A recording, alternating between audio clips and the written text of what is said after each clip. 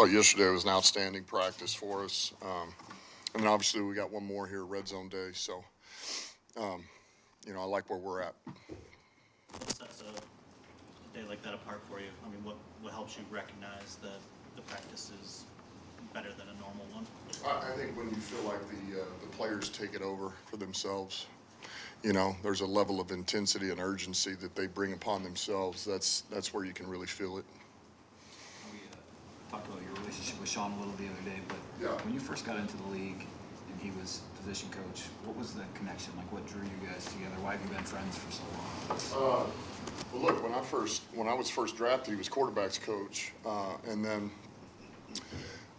towards the end of the year, he really ended up getting named offensive coordinator. So, for 4 years, just being under him and learning from him, and he's an outstanding teacher. He's got unbelievable vision for plays, and so I think just learning from him and grasping what he wanted to get done.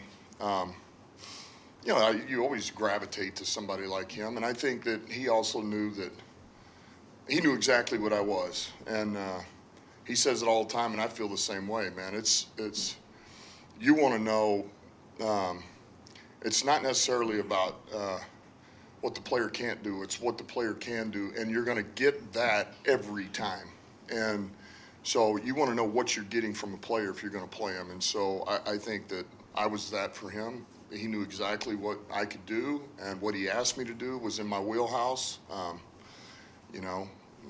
was not going to go out and catch 50 balls. I was not going to be the critical third down choice route runner.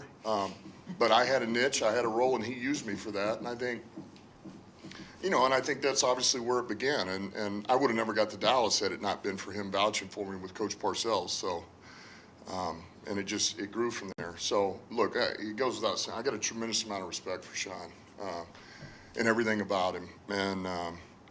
And probably the greatest compliment I can give to him is that he believed in me always, and he gave me that shot as a player and a coach. And so, just to spin it forward, those formidable years, I don't know that you ever thought you would be a coach then, but as you look back, like the philosophies that he had about getting, playing to a player's strengths and believing in players, is that really you? I mean, that really rubbed off on you. That's where it started, I guess. Absolutely.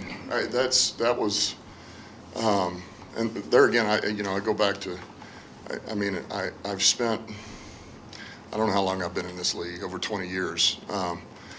But, you're talking about 8 as a player, 5 as a coach. I mean, that's my career has been with him. And so I see football the way he sees it. That's what I learned. That's how I learned, for the most part, between he and then the time I spent with Coach Parcells, which heavily influenced Coach Payton as well. So, it's, yeah. I mean, what they're doing is really what we're doing. I mean, it really is, for the most part. There's a couple of tweaks here and there. I'm sure he's, but for the most part, it's the same roadmap, and it's proven to have to be successful. Yeah, when you've been around somebody that long, and they know your temperament and vice versa, are there any advantages or disadvantages that come into it when you got to go coach against this person? Yeah, I think they become it evens out. That's what I think. I think yes, but also no, because you know each other.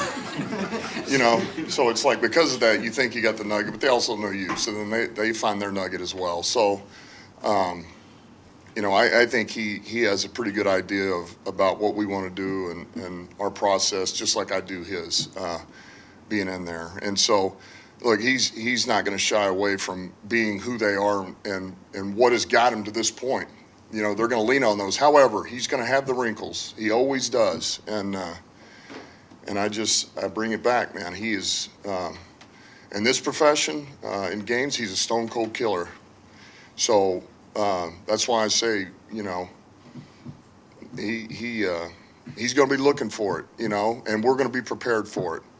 But we think very much the same way. So we're looking forward to this. This can be an outstanding matchup. It's a good team. They're playing really good football. They're playing smart, clean football, and that's why they're winning. Another Jameer can get to 1,000 scrimmage yards on Saturday, leads the league in 20-plus yard rushes. Is what we're seeing really what you envisioned with the player? Yes. That's. I was asked about he and Laporta the other day, and the vision for both of those players is coming to life. I mean, what they both are that was the vision for them, and we're just scratching the surface of both of them. But yes, Gibbs, this was very much, man. He is a runner that has versatility to run any scheme that you want to run, and he's got home run speed if he finds a crease. But he's also a matchup piece for you in the pass game. He can do so many things. He's instinctive, and the more reps he banks, he just gets better and better and better. Another day, another question about a CJ Gardner-Johnson social media post, but the implication, the most recent one, is he's been medically cleared. I was wondering if you've got the same report. Is there a hope or expectation that he could have his window started next week? Yeah, I got the same report, which is good news. It's great news, and he is. So it is back to what we said. He's one of the X-Men. He's got these mutant genes because he is healed extremely quickly, and it is. He's gotten the strength back. It is secure, and so yeah, he's going to be ready to go here pretty soon. You're going to ask me about this game. Maybe we play in this game. Is that what you're asking? No, I just ask if the practice window starts next week. I promise you won't play this game. Okay. Yeah, I mean, Brad and I need to talk about it, but it's good news. And certainly the plan will be, let's get him going ASAP. That would be the plan. Get him practicing, getting his legs back under him, get him in shape, football shape. But that's great news. And it's a credit to him too now. He's been working. He's been working. How about Hendon Hooker? I think you guys have a decision to make on him. Is he coming back to the roster? What are you guys going to do there? Yeah, we got to make that decision next week. We'll cross that bridge when we get to it. But he's been going here for really the end of 3 weeks now, and he's gotten just a little bit better every week, which is what you expect. He's certainly he's raw, and he's got a ton of things he's got to get better at and develop. But that's what you would expect, right? He's a rookie. He hasn't had any. He hasn't banked any reps, anything like that in real time. So we're slowly working him in. He's starting to take some of the scout team reps. And honestly, look, JT Barrett's done a great job with him. Brew and JT working with him, but also, Teddy. Teddy's been unbelievable. I can go down that whole road now. Teddy's been unbelievable for a lot of people here. He's a huge asset for us, aside from the obvious, which is if we need him, he's a guy who can go and win for us. But, man, he does so many things behind the scenes that I think a lot of people don't even realize. He's a valuable asset for our team. With the Hooker decision, is that a balance of where he's at, but also where your roster's at coming out of the game and what you might need there? That could be. It could be, I think the plan would be we would love to get him on so we can continue to work with him here because otherwise, you can't do anything.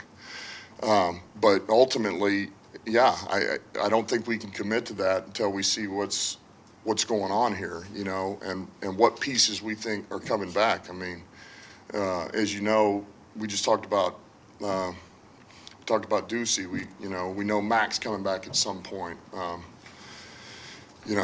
There's a number. Got Cabinda still out there. We've got some guys that potentially could come back. Houston maybe at some point here. So.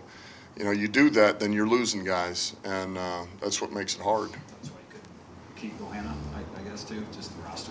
Yeah, I mean, you got to make a decision, and so we felt like the right thing to do was to keep what we have intact and let him go. Super quickly, do you expect to have your starting 5 offensive linemen for this game? I'm hoping, but I won't know until after today. Look, Frank will be out there again. He's been working, but it's we just need to make sure this thing is we're not getting a flare up or an irritation or something of that regard. So he's doing okay, but I don't know that yet. Thank you, Dan. Appreciate it.